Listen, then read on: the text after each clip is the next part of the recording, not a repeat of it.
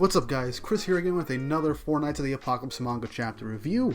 But before that, I just want to say thank you everyone because we just passed 500 subscribers. We just reached 500 subscribers of the day I'm recording these reviews on Wednesday, June 2nd, and I have to say I am really happy about this. Ever since I started doing 4 Nights of the Apocalypse and now Eden Zero manga chapter reviews, the channel has been growing very quickly from how it was literally last year or the beginning of this year.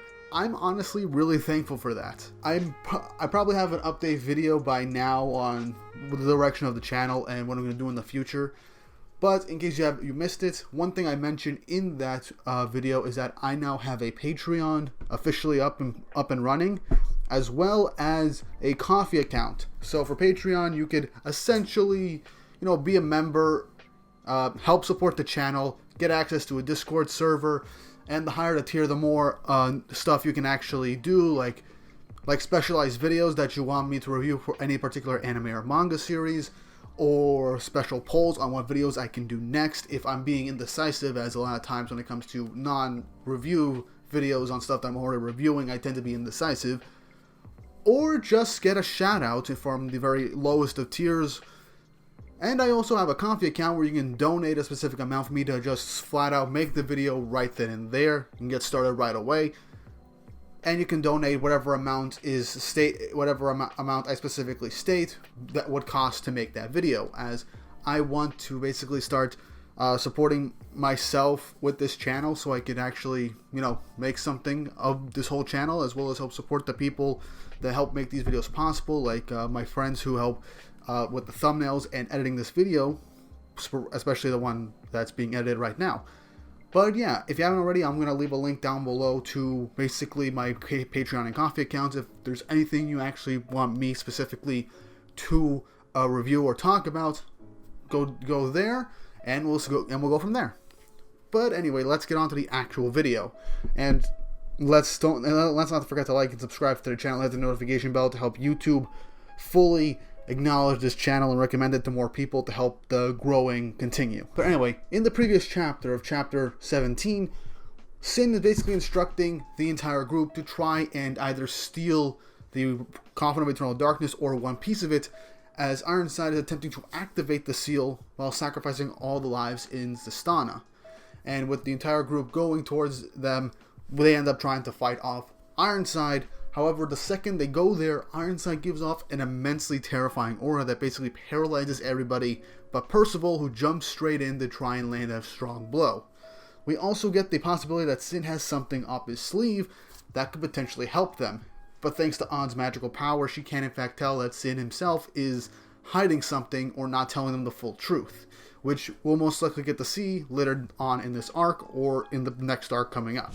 But with that out of the way, time to start the actual chapter. This chapter is titled Resolve for the Battle. And we start off right after Percival landing that enormous hit on Ironside, as we see that Ironside, as he activated his magical power, actually managed to make, basically split Percival's energy palm in half so he wouldn't be hit by it. And let me mind you this, everything that just happened, Ironside didn't even look back. He just waved his hand behind him and he did it with complete accuracy. But anyway, with total shock from Donnie and Nazians, Percival is reminded what they're there for, as Percival then begins to launch a bunch of his magical golems to try and break the Coffin of Eternal Darkness, as they then get repelled away by the sheer power that is flowing throughout this seal. Ironside then realizes that they're after the Coffin and basically asks them, do you know my plan here then? Percival in his head is like, no. However, he is being very ignorant about it, being like, there's no way I'm going to tell you that or answer you.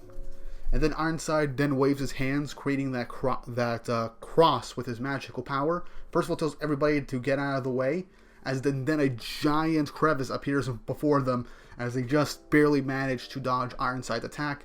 And again, all this without even turning his back, without even turning around. And this is insanely shocking and terrifying, especially from what we can tell for Donnie, as he has this much magical power. Ironside then goes on to say, you simply have no discipline. And is that how you talk to your father? I like how he's basically trying to act like the disciplinary parent now, as he literally killed his kid, tried to kill him a couple of months ago. But one thing I do like here is that we get An's reaction of asking what's going on, as Nazian then just explains the situation, that Ironside is Percival's father and the one that killed Percival's grandfather, and An is incredibly shocked. As then Donnie asks, shouldn't we be running? This is bad news. Even if we were little babies, you wouldn't even bat an eye of trying to kill us. As Nazian's questioning, why are you asking this now? Why are you trying to cower out? What about the townspeople? As Donnie's like, we only came here for a break, for a ride, and what's going on in this town isn't any of their business. Nazian's surprised at how selfish Donnie is, but let's be honest, he's terrified. He's the weakest of their group. There's no way he can do anything right now to help them. Or is there? But anyway, An then goes on to say that, in a sense, Donnie is right. Because the matters of this town should be handled by its townspeople, and it's her responsibility to face it by herself. Nazian decides to stay regardless because he knows how it feels to defend his homeland, as then Donnie just says, whatever, I'm not going to die today, as he then just starts bursting off in the other direction. Then says, if I die, it'll all be over then. Now, that's an interesting choice of words. I don't know what he's thinking about. Maybe his dream to be a holy knight was reignited, or maybe there's something he's holding back from the rest of the group of who he really is. There's no telling on what Donnie is thinking. But anyway, back to Percival against Ironside, which the fight actually really does get started to an extent right now. He's trying to convince Ironside to stop the ritual, or else he'll destroy the coffin. Ironside makes a multitude of attacks, saying that that's just a very bad joke.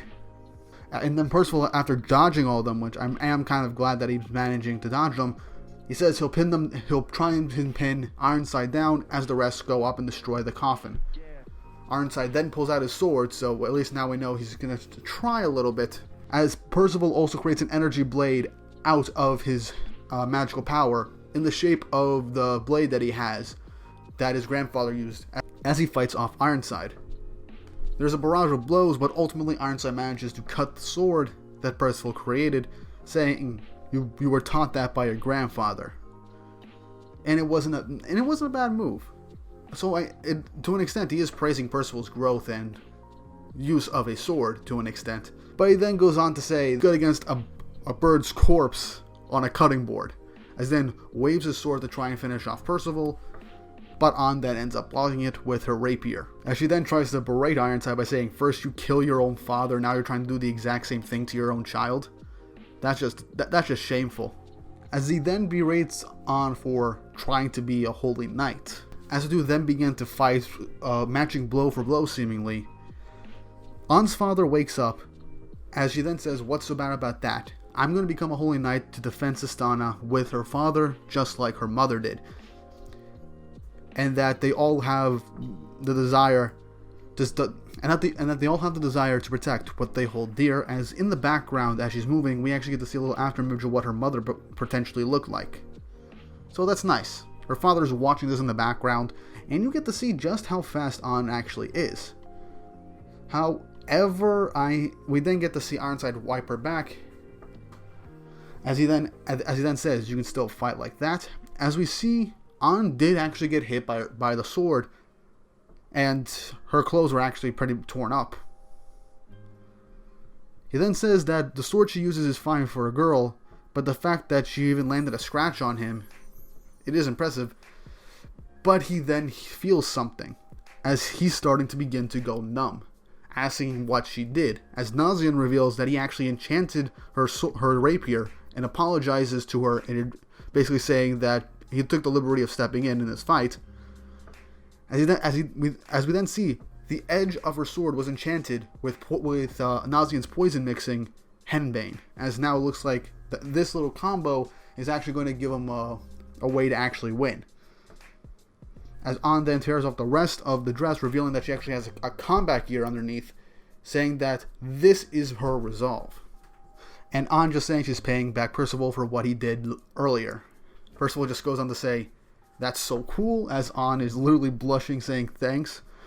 But Ironside then starts to begin to turn around, then actually turns around for the first time in this whole fight, saying, you all have no discipline at all. Are you that driven to get a taste of despair? as the chapter ends. Now, I have to say, Four Knights of the Apocalypse continues to get better and better, and now it's shaping up to be like Ironside is actually going to have to try a little bit now that he's poisoned. But what really sticks out to me, aside from the fact that Ironside is even stronger than I initially believed, and I think any of us originally thought, there is something curious that was mentioned by Donnie. He said that if he dies, it'll all be over. Now, what does that mean? I'm not entirely sure, because Donnie hasn't really done anything or shown anything to show that he has any very particular value except for his handy magical power.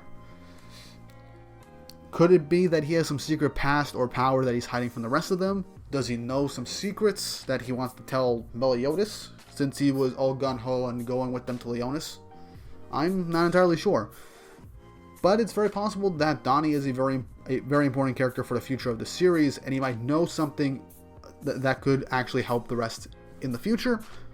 Or maybe I'm just looking too much into this, and he is just being a coward, being like, there's no way I can die here, I don't want to die.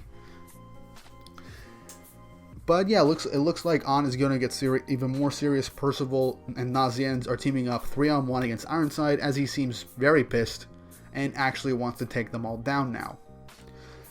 But overall, what did you guys think of this chapter, and what do you think is going to happen next? Honestly, within this next few chapters, we'll probably turn back to see what's going on with Sin. Maybe he'll meet up with Donnie, and then Donnie will see what Sin's up to.